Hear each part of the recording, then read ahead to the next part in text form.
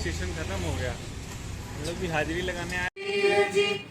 देशभक्ति ये उनका साहस, ये उनकी शक्ति प्रकट हुई है नवीन होकर, ये कर्मवीरों की राजधानी, राजधानी मधुर मनोहर अतीव सुंदर, ये सर्व विद्या की राजधानी, राजधानी।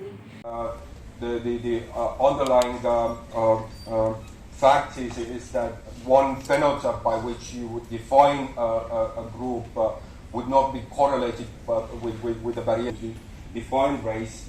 We're not leading to objective classifications that were aimed at to define race at individual level.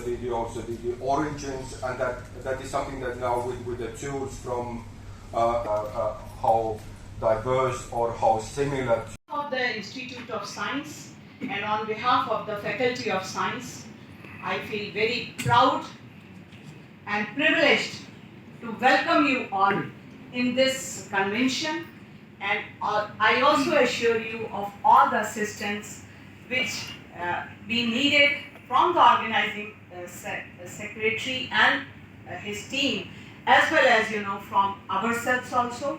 I wish a very comfortable stay of you all in this, and most importantly, very, very good academic deliberations for the future path. Thank you very much for giving me this chance to be with you all. Thank you.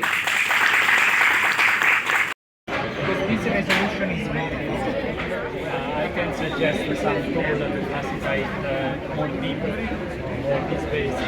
Now they came out, with the outlook recuperation rate, that is a new... Yeah, it's already now. Let's adjust the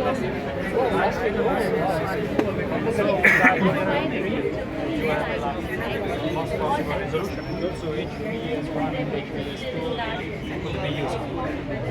Once again, I know it will be difficult, but trying to do the formalization. शुरू करने को बोलिएगा। हाँ, role है sir. ये 23rd adnate है। Adnate एक society थी, association for DNA fingerprinting and associated technology, जिसकी स्थापना डॉक्टर लालजी सिंह ने की थी। और पहली बार ये कॉन्फ्रेंस डॉक्टर लालजी सिंह के इंस्टीट्यूट में पहली बार आयोजित किया जा रहा है। इसका मुख्य जो थीम है वो ये है कि 2022 का नोबेल पुरस्कार फिजियोलॉजी और मेडिसिन के लिए प्रोफेसर स्वेंते पाबो को मिला था, और स्वेंते पाबो का जो एरिया है वो पैलियोजीनोमिक्स, उसी का थीम है इस कॉन्फ्रेंस का भी। ये कॉन्फ्रेंस उस नोबेल प्राइज़ के लिए डेडिकेटेड है। इसमें हमारे लगभग 21 स्पीकर आ रहे हैं विश्व के अलग अलग देशों से, जो लोग अपनी एरिया के बहुत ही रिनाउंड साइंटिस्ट हैं। भारत के भी हमारे पास 15-16 साइंटिस्ट हैं जो कि इसमें अपने पेपर्स को प्रस्तुत करेंगे। इसके अलावा 300 यंग साइंटिस्ट हैं जो इसमें पार्टिसिपेट करेंगे। तो ये हमारा एक बहुत बड़ा जीनोमिक्स का कॉन्फ्रेंस है। इस कॉन्फ्रेंस का मेन उद्देश्य ये है कि हम लोग अपने जीन का अध्ययन करते हैं, अपने डीएनए का अध्ययन करते हैं। इस अध्ययन के बाद इसका एक सामान्य आदमी के लिए इस्तेमाल क्या है।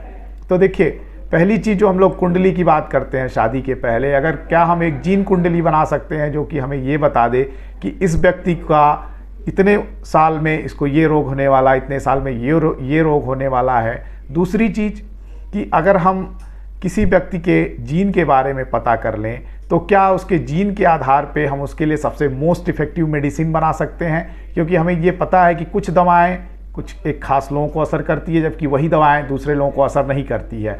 और कुछ ऐसे केसेस होते हैं जहां 24 घंटे के अंदर मरीज मृत्यु की दहलीज पे खड़ा हुआ है और उसको 2 ही दवाओं में से एक दवा जो है काम करेगी, दूसरी काम नहीं करेगी। तो इस केसेस में डॉक्टर डिसाइड नहीं कर पाते हैं, और हम जो है जो जीनोमिक्स का इस्तेमाल करके हम ये पर्सनलाइज मेडिसिन का कॉन्सेप्ट दे रहे हैं, जो ये बताएगा कि लोगों को उनके जीनोम के आधार पे कौन सी दवाएं सबसे बेहतर तरीके से काम करेंगी।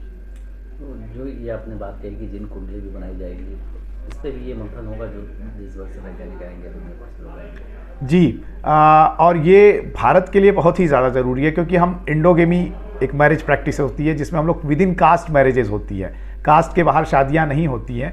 तो क्या होता है कि रिसेसिव डिजीजेस बहुत ज़्यादा हमारे बहुत सारे कास्ट ग्रुप्स में हैं। एक ही कास्ट ग्रुप में हमारे बहुत सारे ऐसे रोग मिलेंगे जो उस कास्ट ग्रुप में ही यूनिक हैं और किसी दूसरे कास्ट ग्रुप में नहीं है। तो उनको आइडेंटिफाई करना, और अगर क्योंकि मैरिजेस हो रही हैं, उस मैरिजेस में हमको 2-3 जनरेशन तक रोग नहीं मिलेंगे, लेकिन फिर 5वें जनरेशन में रोग मिल जाएगा, 7वें जनरेशन में रोग मिल जाएगा।